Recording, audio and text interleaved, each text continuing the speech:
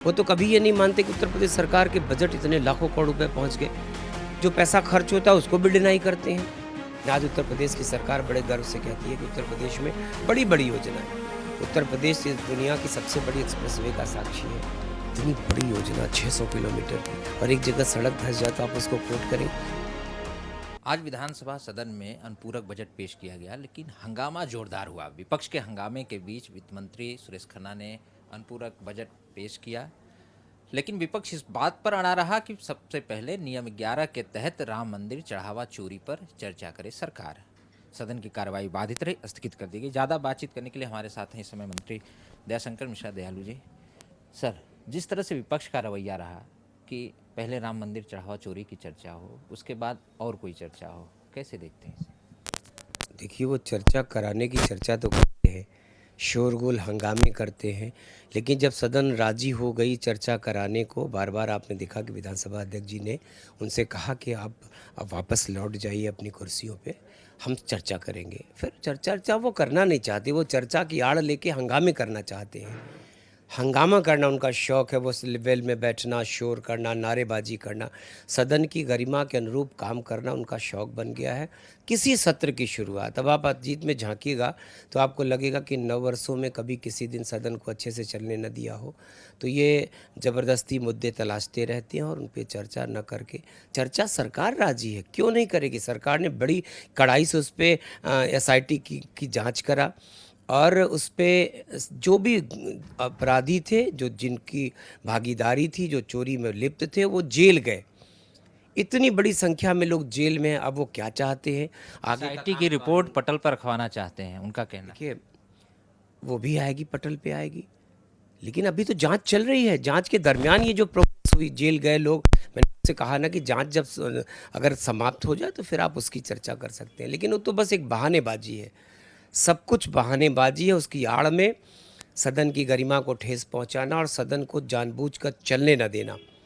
किसी भी पॉजिटिव चर्चा में, किसी भी तरह की चर्चा में वो कभी भाग लेना नहीं चाहते।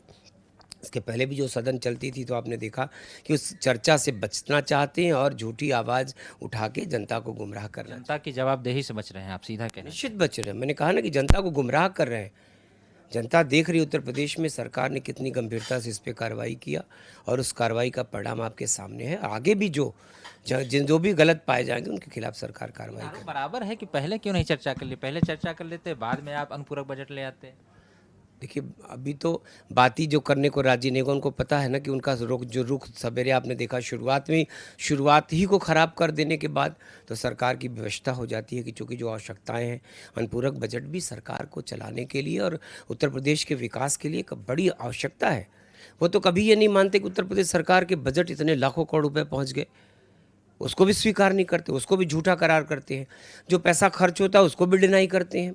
कहते हैं सरकार के पास पैसा पड़ा है। अरे पैसा पड़ा है, दिन और रात काम करने वाली सरकार और समयबद्ध तरीके से योजनाओं को पूरा करने वाली सरकार।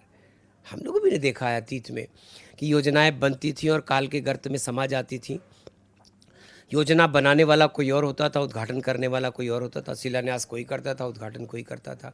लेकिन आज उत्तर प्रदेश की सरकार बड़े गर्व से कहती है कि उत्तर प्रदेश में बड़ी बड़ी योजनाएं, टाइम बाउंड, समयबद्ध तरीके से आपने बड़े बड़े फ्लाईओवर्स को बनते देखा। उत्तर प्रदेश इस दुनिया की सबसे बड़ी एक्सप्रेसवे का साक्षी है। उत्तर प्रदेश आज एक्सप्रेसवे का प्रदेश है। उत्तर प्रदेश आज 1 डिस्ट्रिक्ट 1 मेडिकल कॉलेज का प्रदेश है। उत्तर प्रदेश आज हर मंडल मुख्यालय पर एक विश्वविद्यालय का प्रतीक है। ODOP, 1 district 1 product, 1 district 1 cuisine. अब उत्तर प्रदेश रोज़ नई ऊंचाइयों को छू रहा है, नए नए आयाम स्थापित कर रहा।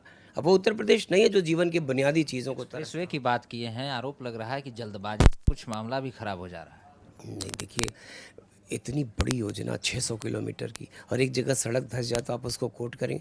क्या उनकी बनाई सड़कें न धंसी हैं क्या? ये तो आपको पता है कि बरसात अधिक होती है, नई चीज़ों को, अब इसी को आप साल 2 साल बाद आप भूल जाएंगे। आप पूर्वांचल एक्सप्रेसवे पे कोई गड्ढे आपको नहीं दिखता, बुंदेलखंड की बात अब नहीं आती। शुरुआत में यहाँ भी बातें उठी थी। प्राकृतिक आपदा को झेलना, पानी के दबाव को झेलना और अचानक कोई चीज़ आती है तो और सरकार उसको बड़े सहज मन से स्वीकार करती है।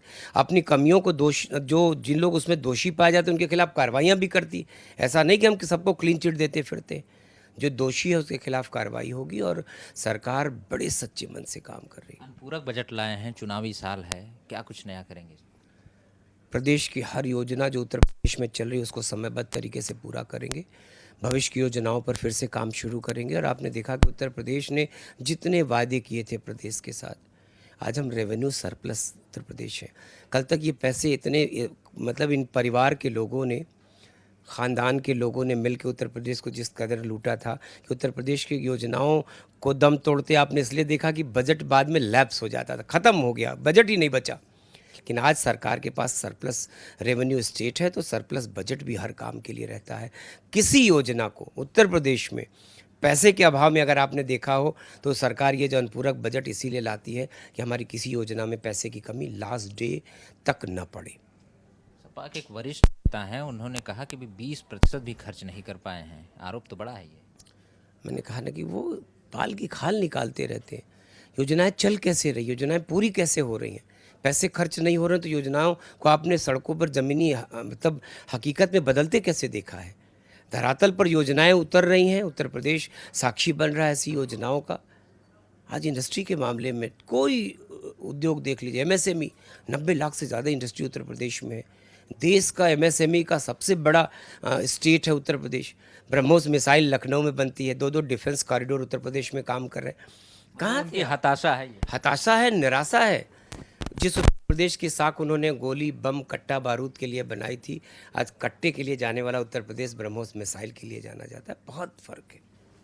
ये थे हमारे साथ आयुष मंत्री, जिन्होंने हमारे कई सवालों का बड़ा ही बेबाकी से जवाब दिया। फिलहाल सदन चलना चाहिए और सरकार जवाब देने के लिए तैयार है। लखनऊ से वीडियो जर्नलिस्ट विवेक के साथ मैं आलोक द्विवेदी, न्यूज़ इंडिया के लिए।